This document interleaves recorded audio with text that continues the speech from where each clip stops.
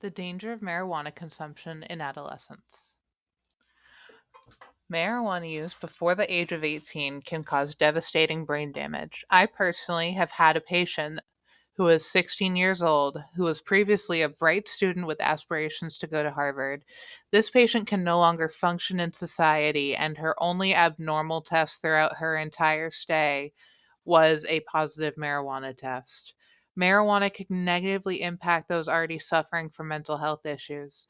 If a person is already at a high risk for having a psychotic episode, using marijuana can put them at even greater risk for having one.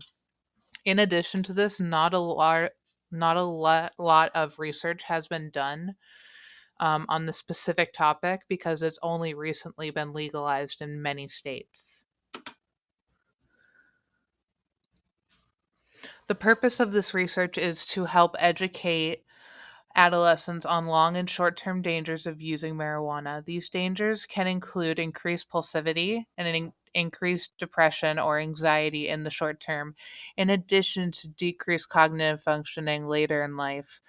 A main goal is to document the relationship between patients using marijuana between the ages of 13 and 18 and having poor functional outcomes in the future. Gaps hoping to be addressed by the research. So, provider education gaps. Providers need to realize when their patient is at high risk for using marijuana or may already be using marijuana. These patients need additional education and may also need additional resources. Um, it is the provider's responsibility to make sure this adolescent has up to date information, as well as this adolescent's parent. Patients themselves need to know that there are a specific set of risks for those using marijuana before age 18, more so than if the patient were older. Two notable dangers for those under 18 are the increased risks of depression and suicide for those adolescents. Marijuana can be a risk factor for psychotic episodes in those that are at higher risk for psychotic episodes. The research design is a descriptive correlational study. The sampling method used was purposeful sampling. Participants were recruited from medical offices, treatment programs, and via provider referral. The patients in this trial would have been chosen for their marijuana use in adolescence. Adolescents and their parents need to be aware of how marijuana can negatively impact them. Nurses are also responsible for education of patients and should be giving the same teachings to the parents.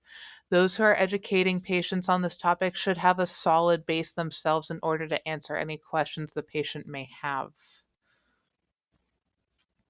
This study could be used to inspire more research about marijuana and the impacts it has on people's health. Some of the questions that could be asked are there situations where adolescents can benefit from the use of marijuana? Are there situations where certain mental health patients can benefit from the use of marijuana? When does the benefit outweigh the risk? Are there drug interactions that nurses and providers should be aware of? And finally, why should it be funded? This practice could be used to reduce overall healthcare costs by causing adolescents to abstain from marijuana and reduce mental health crises related to marijuana.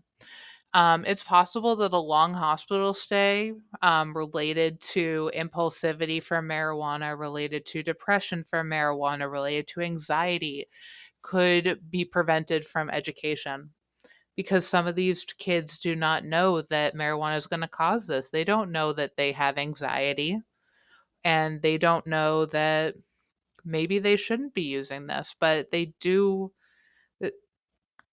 The the kids need this education. And I believe that is it. Thank you.